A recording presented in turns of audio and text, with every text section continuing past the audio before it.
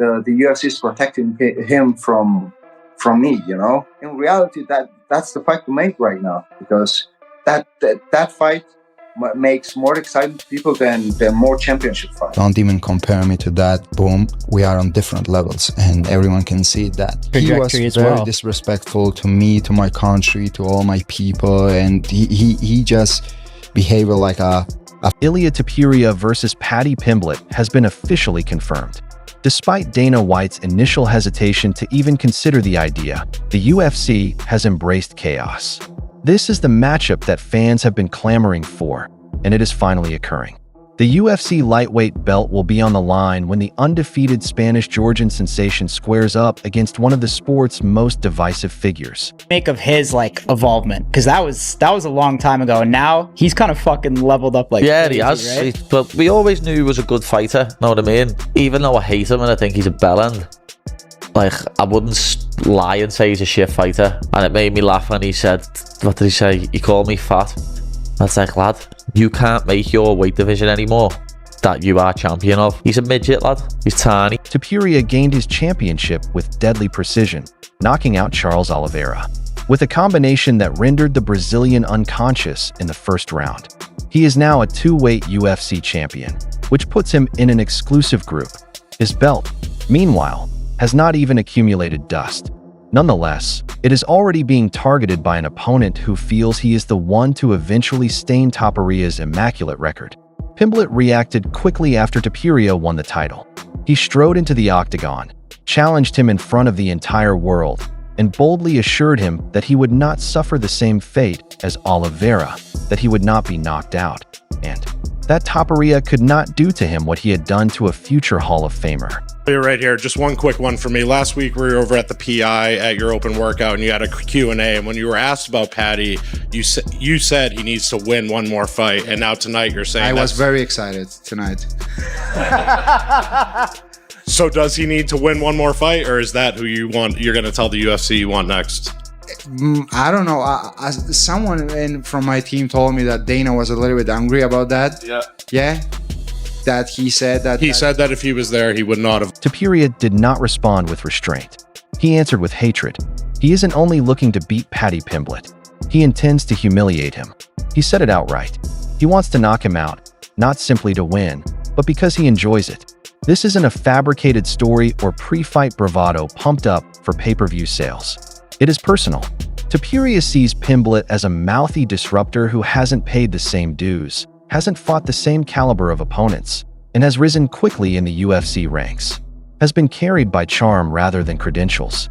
While fans are divided, with some excited to see the game and others criticizing what they regard as a mismatch, the reality that this is now official remains unchanged.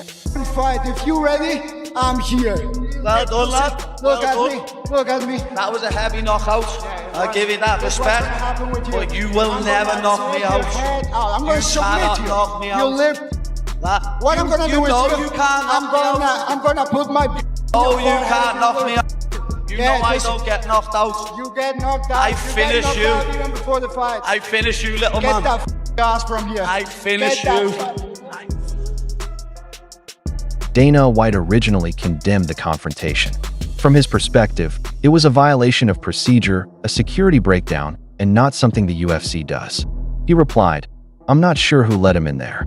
That should never have occurred," expressing genuine dissatisfaction with seeing the two boxers clash in an unforeseen, unauthorized moment during what should have been Topuria's triumphant celebration.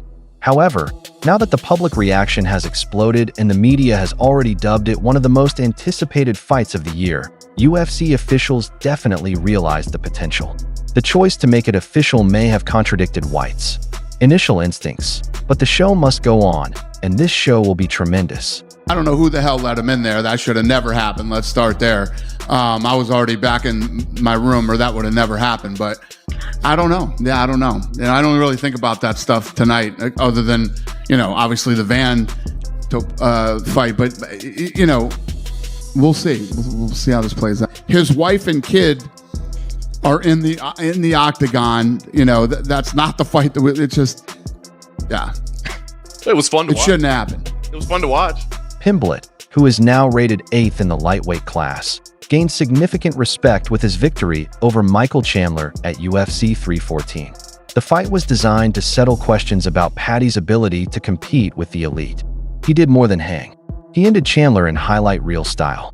He demonstrated guts, composure, and strength while embracing the huge stage.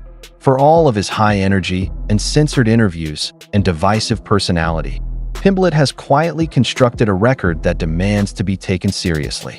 Even still, many say he's in over his head. Topuria's undefeated record includes devastating finishes against recognized veterans. And, unlike Pimblett, his route to the title has been marked by sustained elite opposition. Like Paddy Pimblett, do you think that might be at a different weight division? Because he looked like a heavyweight in there. What was going through your mind when Paddy Pimblett stepped in the octagon? He's fat. He's not someone that looks big because he has that muscle. It's because he's very undisciplined. Did you think it might get physical? I saw fear in his eyes, and the eyes never... But Pimblett is unconcerned about what detractors think. He truly believes that he possesses the style and mindset to break. In his words, it will not be a speedy finish. He does not want it to be. He intends to punish Topuria gradually, beating him down minute by minute, and then ending it in the final seconds of the round, if only to disgrace him. He has publicly declared that he would relish elbowing Topuria 700 times before ending the battle. That is the mindset he is entering with, and whether or not it is feasible, it is genuine. Paddy Pimblett did come in the cage tonight. Is that the fight that you want more than anything else? Yes, that's the fight that I want. Because with Charles, I had a little bit difficult situation because I really like the guy, He's a really great human being. You can hate him. You always see him surrounded. The announcement of this battle also rules out other prospective challengers, most notably Arman Tsarukyan. The Armenian fighter was expected to be next in line, particularly after making weight as the backup for UFC 317. He was originally scheduled to take a shot at Makhachev before withdrawing due to injury. Many consider him to be the division's most deadly threat. He's expressed dissatisfaction with the UFC, preferring Pimblett instead. Ilia Topuria versus Paddy is one of the truest grudges that we have in our sport right now. Some of you might not have known about it, and the rest of you might have forgot about it. But that B-roll and footage exists every bit as much as Masvidal and Leon exist. Ilia and Paddy exist. But how do we get there? One thing that Paddy said about his career, he said, fight Gaethje and then I'll go deal with Charles. But he had a different idea if Ilia won. If Ilia wins and that's the big grudge match, move Gaethje out of the side, he's ready for the title right now. On social media, he has labeled Topuria a coward and accused him of avoiding the genuine threat. Tsarukyan has a legitimate competitive case. He's better ranked, more technically advanced, and eager, yet he doesn't move the needle like Pimblett does. Pimblett sells battles. His interviews, presence, and charisma all combine to an undeniably energetic vibe. So, while Tsarukyan fumes and waits his turn, Pimblett receives the title shot, and Topuria faces the opponent he has wanted to knock out for years. Justin Gaethje was another name on the list. However, after making cryptic comments about perhaps retiring and criticizing the UFC for not compensating him, he is now on the sidelines. If he wants to assure his title shot, he has to fight with Justin Gaethje, because if he fights with Arman, I think that Arman's gonna beat him. So the easiest path he has right now to get the title shot is Justin. Okay, thank you. Stylistically. Dana White termed his words crazy and indicated that if Gaethje is undecided about fighting, retirement would be the best option. That may have closed the door on Gaethje's shot at Topuria, leaving the route wide open for the grudge match to take the spotlight. Topuria's wife and child were in the octagon when the fight broke out. That detail jumped out to Dana White. He stated that the scene was not what the UFC was about.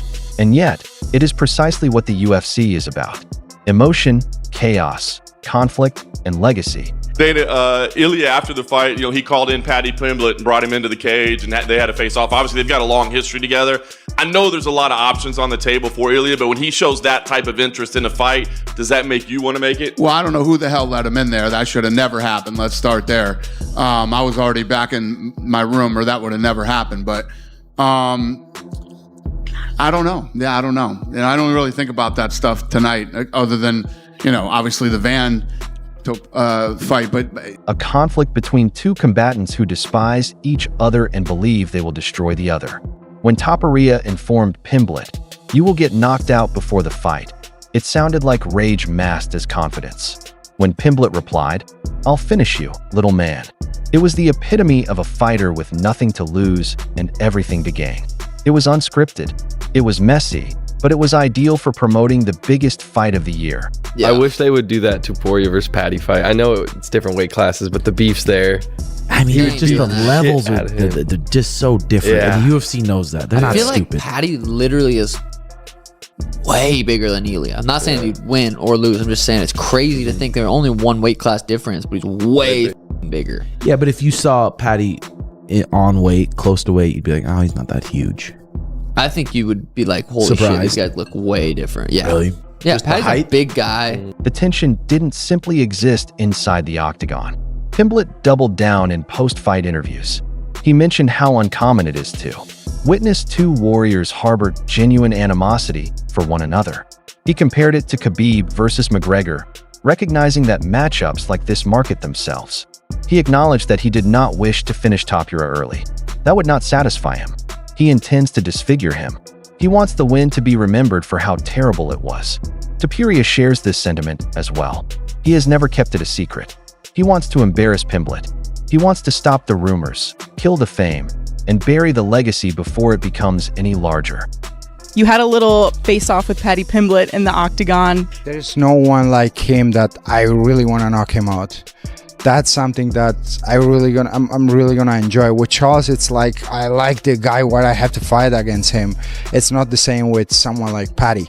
I'm gonna knock him out and I'm gonna be happy after that. What makes this battle so intense is that both men believe the other is a joke. Topuria regards Pimblett as a buffoon. Pimblett regards Topuria as an angry technician whose emotions will cost him. Both of them are incorrect. Both of them are correct. The UFC feeds on chaos. And now it is official. The battle that wasn't intended to happen has become the one that everyone in the sport will stop to watch. He's not even ranked. Why I have to fight him? What he got? Like Instagram followers, YouTube followers, a lot of people who are like more popular than him. I don't care about that kid. Following his spectacular knockout victory at UFC 317, Ilia Topuria refuses to let the dust rest. While most victors might take the opportunity to celebrate and regroup, Topuria has focused directly on legacy. Not content with simply dominating the lightweight class, he is previewing a path that no one in UFC history has ever taken. A 3-division title run. The significance of what Topuria accomplished at UFC 317 cannot be emphasized. Headlining the third consecutive pay-per-view event, the Spanish-Georgian sensation former champion Charles Oliveira was halted in the first round with a merciless display of precision and ferocity. And thus he added the vacant lightweight strap to his collection. Topuria, a former featherweight champion, created history as the first unbeaten fighter to win belts in 2 classes. There is a blonde bitch. There is a guy that when it comes to deliver, his back hurts. So I don't know, whoever is ready for me. You're talking about Paddy Pimblett. You've had personal difficulties with Paddy in the past. Is that the guy that you would like to defend your title against first? Listen, I don't think that he's gonna accept it. That triumph earned him more than just a belt. It propelled him to the top of the pound-for-pound rankings, surpassing Morab Dvalishvili and Islam Makhachev. It solidified his reputation as one of the UFC's most dangerous and dominant champions. Despite the accolades, the headlines were not simply about the knockout or his rise through the ranks. What has dominated the conversation is the post-fight altercation with Paddy Pimblett, the highly controversial British lightweight who came into the cage following the bout, resulting in a nasty exchange that Dana White later criticized. The moment was unsanctioned, unplanned, and unquestionably electric. Guys like you look at you, the way you carry yourself, that's a fighter. Like, you look at that guy's a dangerous motherfucker. But when you see Paddy, he's dancing like this, his hair is flopping around like he's in the Beatles. You know, he's like, he seems silly, but then he fucks people up. I think people he fucks people up like Michael Chandler. When you walk in with a guy that has 10 losses, the level of confidence is completely different. Topuria's reaction to Pimblett's presence was not only emotional, it was profoundly personal. The enmity between them did not begin that night. It has its roots in a tweet from years ago when Pimblett, in an online fight with one of Topuria's friends, mentioned the 2008 Russo-Georgian War, adding, "Now I understand why Russia destroyed Georgia." That comment was not taken as a joke. Topuria, who went through the war as a boy and knows the anguish of losing friends and neighbors and seeing his nation burn, found the remark not only unpleasant, but also reprehensible. I don't want to see Paddy versus Topuria. If I could pick what fight I want for Topuria next, of course, easily the Islam fight, if he's able to go up again, but I doubt he's going to be able to go up. So the Arman Tsarukyan fight sounds good. The grudge match will be, I guess, decent against Paddy. But I don't know. I don't want to see the Paddy fight. The UFC might be headed that way, I guess. On the MMA Hour, he spoke up about that experience with uncommon candor, his voice tight with rage. "It makes my blood boil," he explained. Children were dying in that fight. He made light of the fact that he had killed many innocent individuals. That backstory sets a whole different tone for their fight at UFC 317. This is not a marketing ploy or a public relations campaign. It's pure, unadulterated hatred. Despite this, the MMA world continues to debate the authenticity of the proposed matchup. Former welterweight champion Kamaru Usman spoke openly on the Pound for Pound podcast, noting, "The fight does not make competitive sense. It's a mess right now at 155 pounds. He informed Henry Cejudo, "You can't argue Pimblett deserves that shot if he hasn't faced Tsarukyan, Gethk, or Pierre Olivier." Usman's point reflects the angst of purists who regard ranks as sacred. If Arman Tsarukyan is the top challenger and Justin G has done more for the UFC than nearly anyone in the division, why should Pimblett overtake them? Paddy Pimblett said something interesting just earlier. He said that he believes one of the reasons Ilia went up to lightweight was because he doesn't want to have a rematch with you.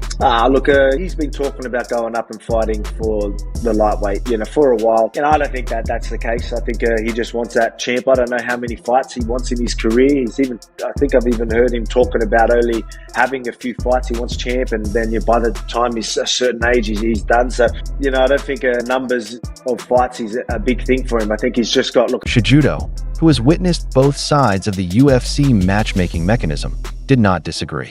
He stated unequivocally that Tsarukyan deserves the title shot.